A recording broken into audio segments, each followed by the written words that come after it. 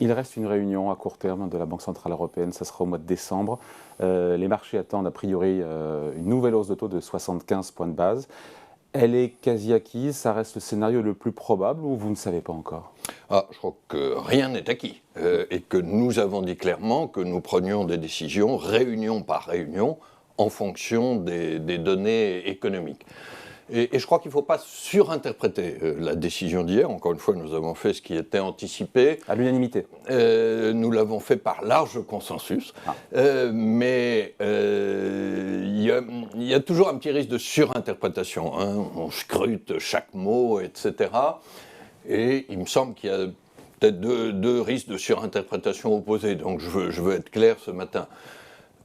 D'abord, nous ne sommes pas abonnés à ce qu'on a appelé des hausses jumbo, et donc nous ne sommes en rien obligés, lors de notre prochaine réunion, de reproduire la hausse de 75 points de base que nous avons prise en septembre puis en octobre. À l'inverse, dans l'appréciation du point d'arrivée sur les taux, ce que certains appellent le taux terminal, j'allais y venir. Nous ne sommes pas surdéterminés par un risque de récession limitée.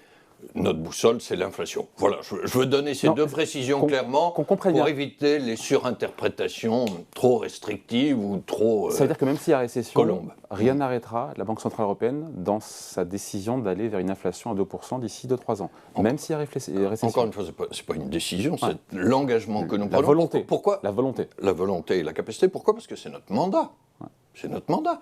Les textes de nos démocraties, le traité européen, je vous rappelle qu'il a été adopté par référendum en France, nous confie comme mandat la stabilité des prix.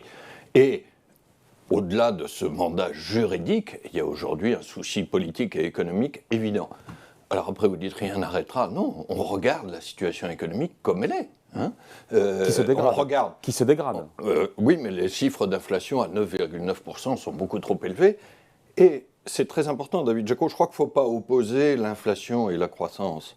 Trop d'inflation, c'est mauvais pour la croissance. Ça joue déjà aujourd'hui, ça jouerait encore plus dans la durée si cette inflation était persistante, s'installait.